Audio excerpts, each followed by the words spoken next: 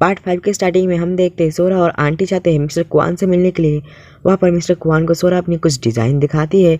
Mister Kuan इससे कुछ खास तारीफ नहीं करते। बाहर आके सोरा आंटी से थैंक यू करती है जो कुछ भी आंटी ने आज तक उसके लिए किया। आंटी कहती है कोई बात नहीं, तुम बस अपने काम पे ध्यान दो और अच्छी एक डिज़ाइनर बनना। फिर हम देखते हैं सोरा घर जाके ओतो से बड़ी बड़ी बातें करते हुए कहता है मिस्टर क्वान ने मेरी बहुत तारीफ़ की और अब तो मैं एक अच्छी डिज़ाइनर बनने वाली हूँ। फिर हम मानबू को देखते हैं जो कि आजकल बहुत ज़्यादा डिप्रेस्ड था क्योंकि वो परेशान हो गया था रैंकिंग के पोजीशन की वजह से, और वो रोते हुए कहता है कि मुझे अब सिंगिंग नहीं करनी, और वहाँ से वो चला जाता है। फिर हम देखते हैं एक लड़की को जो कि ओतो के सॉन्ग के लिए ऑडिशन देने के लिए आई थी, लेकिन यहाँ पर ओतो और मिस इसॉप को इसकी आवाज़ कुछ खास पसंद नहीं आती, लेकिन मिस इसॉप इसकी फिर भी तारीफ़ करते हैं। और ये देख ओतो हैरान रहता है क्योंकि ओतो के सॉन्ग के लिए जिसने स्पॉन्सर किया था ये उसकी बेटी थी। मिस इसॉप उसे इस लड़की को लेने के लिए हाँ करने के लिए कहते हैं, लेकिन यहाँ पर ओतो साफ साफ मना कर देता है। फिर हम देखते हैं कि सोरा के पास मिस्टर क्वान की तरफ से कॉल आया था। मिस्टर क्वान ने इसे जॉब पे रख लिया था। ये बात सुन के वो बहुत ज़्यादा खुश होती है और ओतो से भी ये बात वो शेयर करती है। रात को ये लोग जो है पार्टी करते हैं सोरा के जॉब पाने की खुशी में।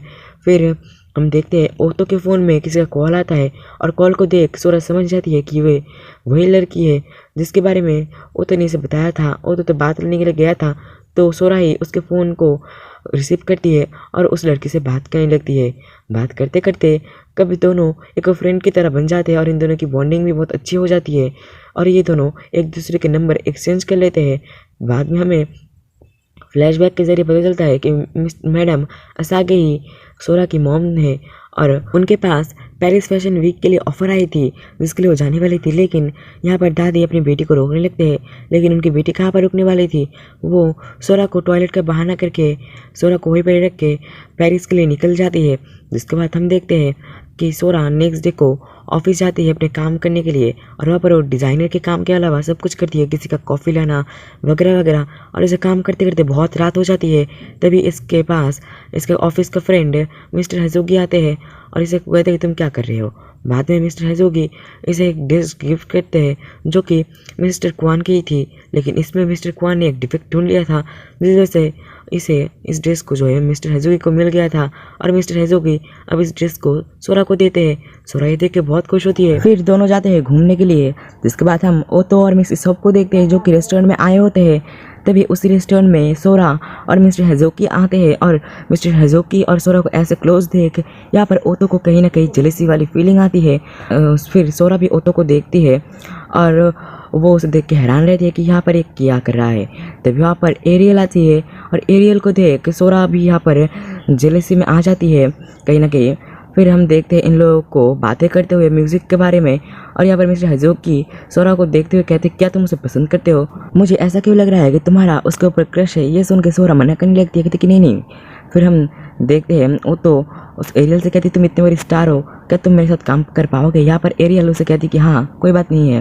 फिर मिस्टर हजोकी के दिए गए ड्रेस को पहन के वो नेक्स्ट डे ऑफिस जाती है और वहाँ पर वो बहुत ज़्यादा काम करती है और इस काम को देख मिस्टर क्वान भी इम्प्रेस हो जाते हैं। और तभी रात को मिस्टर हजोकी मिस्टर क्वान को एक मैगज़ीन देते हैं और जिसे देखकर वो आंटी के पास जाके आंटी को कहती है कि वो मैडम असागी की बेटी है। यह सुन के आंटी हैरान रहते हैं कि उसने ये बात हमसे छुपाई क्यों, लेकिन आंटी कहती है कोई बात नहीं, उसने अगर छुपाई है तो कोई रीज़न होगा।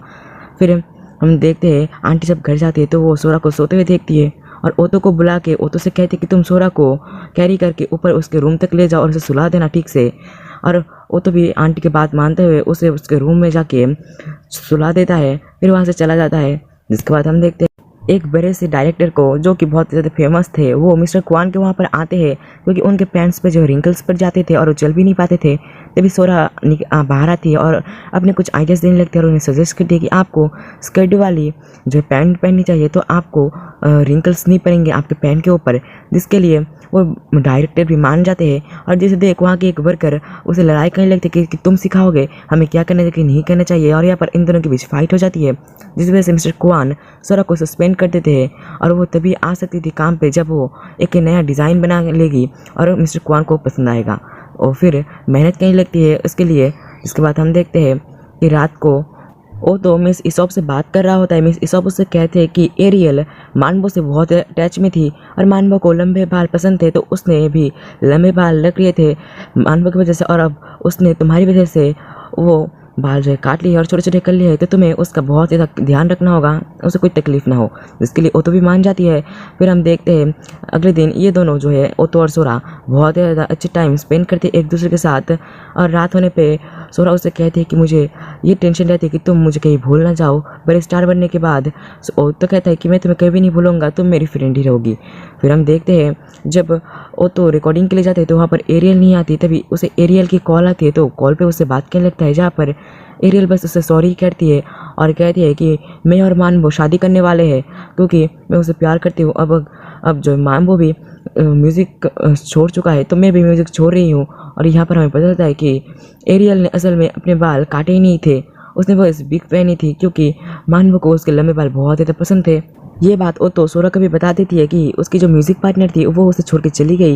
ये सुन के सोरा को तो हंसी आने लगती है। तभी वो नोटिस करती है वहाँ पर एक लड़की बैठे हुए बच्चों को म्यूज़िक सुना रही थी, जिस म्यूज़िक को सुन उसे बहुत अच्छा लगता है, तो वो ओतो को अपनी लोकेशन सेंड कर देता है, ये कह कि मुझे तुम्हारी म्यूज़िक पार्टनर मिल गई है।